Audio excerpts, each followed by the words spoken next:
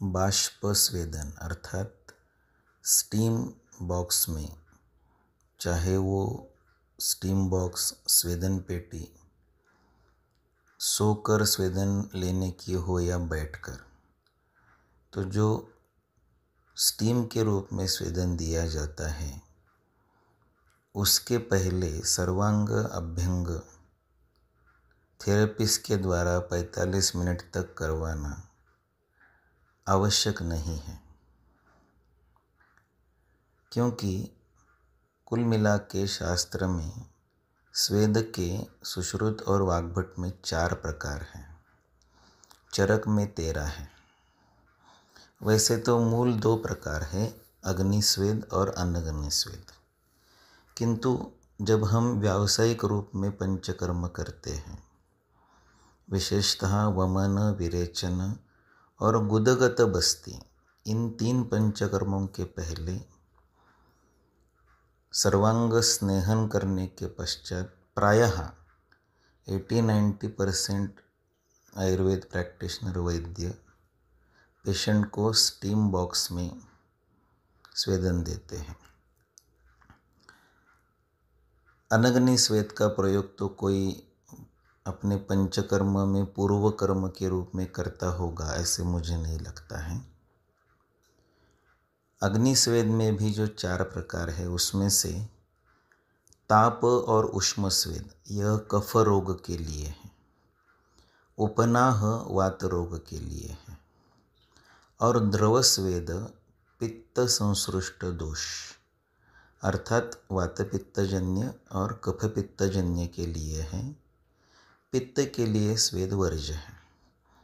ऐसी व्यवस्था होने पर भी प्रैक्टिकली देखा जाए तो रोगी कौन से भी दोष का हो, उसे अगर वमन, विरेचन या गुदबस्ती देना है तो उसके पहले थेरेपिस्ट के द्वारा 45 मिनट तक उसको तिल तैल से या वैद्य को जो उचित लगे उस सिद्ध औषधि तेल से 45 मिनट तक अभ्यंग, सर्वांग अभ्यंग, सर्वांग स्नेहन, बाह्य स्नेहन, मसाज, मालिश करके फिर प्रायः उसके यहाँ पर जो स्वेदन पेटी स्टीम बॉक्स उपलब्ध होती है, सोकर स्वेदन लेने की या बैठकर स्वेदन लेने की, उसमें ही वो स्वेदन देता है।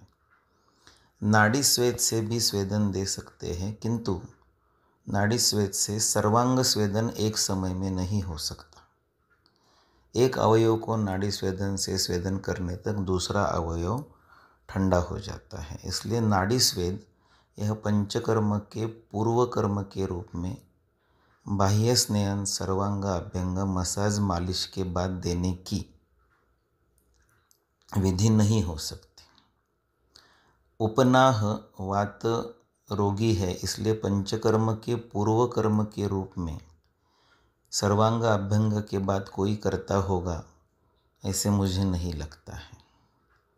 और यह पित्तानुबंधी कफजन्य या वातजन्य रोग है ऐसा समझकर टब बाथ में अवगाह या द्रोणी में अवगाह या सर्वांग धारा कर सके इतना परिषेक करने की व्यवस्था किसी के पास होगी, ऐसा नहीं है। ये मैं 70-80-90% वैद्यों के पंचकर्म क्लिनिक, पंचकर्म केंद्र के विषय में बोल रहा हूँ, ना कि जिनके पास हमारे पास सभी प्रकार की व्यवस्था है ऐसा दावा करने वाले अत्यंत समृद्ध पंचकर्म केंद्र या उस प्रकार की व्यवस्था होने वाले लोगों को इसमें से अपवाद समझना चाहिए।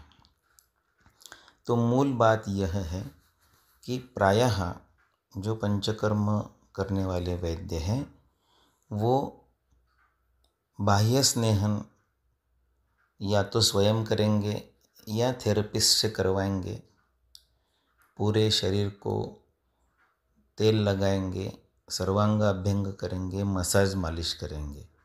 इन 4 में से आपको जो संज्ञा उचित लगती है वो आप स्वीकारो। मसाज, मालिश, बाह्य स्नेहन, सर्वांग अभ्यंग, ओके।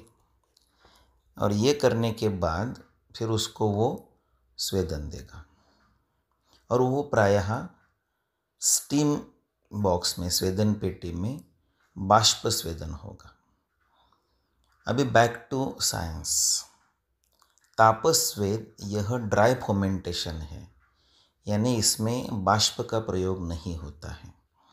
इसमें केवल उष्ण वातावरण का, उष्ण हवा का प्रयोग होता है, जिसमें चरकोक्त तापस्वेद में 5 प्रकारों का समावेश होता है: जेंताक, करशु, पुटी, कूप और होलाक।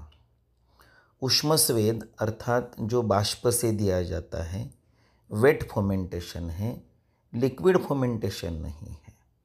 वेट फोमेंटेशन, स्टीम फोमेंटेशन, उष्मस्वेद 6 प्रकार का: संकर, प्रस्तर, अश्मघन, नाड़ी, कुंभी, भू। इसमें से आज केवल नाड़ी स्वेद चलता है। 5 और 6 11 हो गए, रह गए 2 द्रवस्वेद, अवगाह और परिषेक। ऐसे चरकोक्त 13 का 4 में समन्वय हो गया। 2 द्रवस्वेद हैं, परिषेक और अवगाह।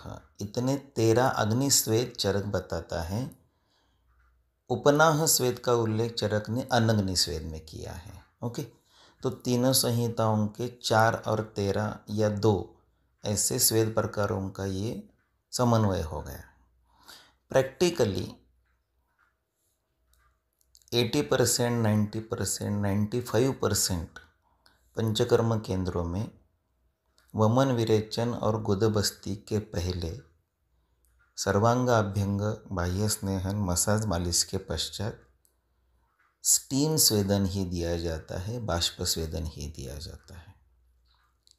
बाष्प स्वेदन के लिए पेशेंट जब स्वेदन पेटी में होता है तो धीरे धीरे बाष्प उसके शरीर को लगता है। अनायास ही बाष्प शरीर को लगने के बाद उसका द्रवीभवन, कंडेंसेशन होके पहले उसका शरीर गीला होता है। गीला शरीर होने के कारण त्वचा में मॉइस्चर आता है, त्वचा मृदु बन जाती है और उसके बाद भी आगे बाष्प आता रहता है, टेम्परेचर बढ़ता रहता है। बाष्प का उस बॉक्स में कॉन्सेंट्रेशन, क्वांटिटी बढ़ती चली जाती है, टेम्परेचर बढ़ता चला जाता है और उस गीली त्वचा वाले, मॉइस्ट त्वचा वाले पेशेंट को अंदर से स्वेद आने लगता है।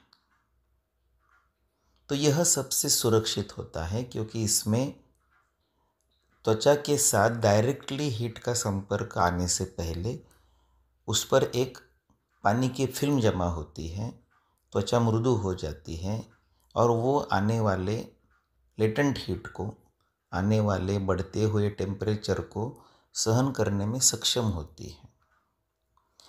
ऐसी बात तापस्वेद में नहीं हो सकती।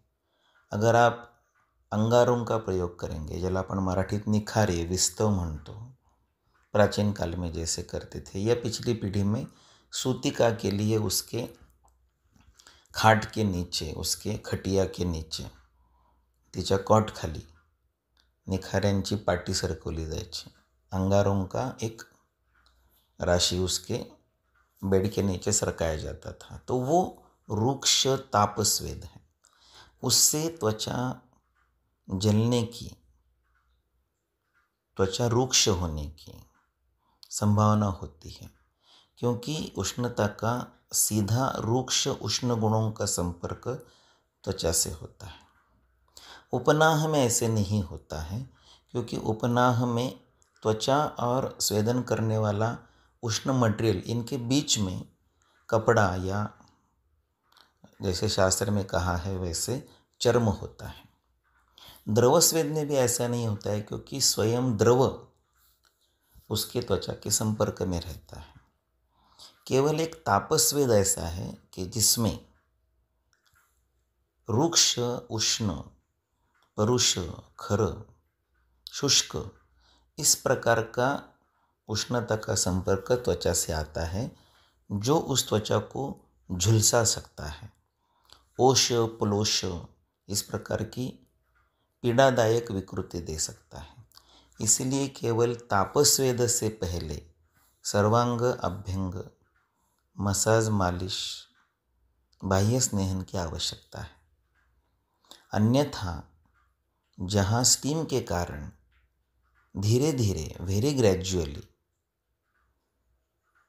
जिसे हम क्रमशः समाचरित पादेनापथ्यम अभ्यस्तम पादपादेन वातजेत, ऐसे शनैः शनैः उसका शरीर बाष्प के कारण, बाष्प से रूपांतरित होने वाले पानी के कारण मृदु होता चला जाता है और उस आने वाले, बढ़ने वाले उष्णता का, टेम्परेचर का उसके त्वचा पर विपरीत परिणाम नहीं हो सकता।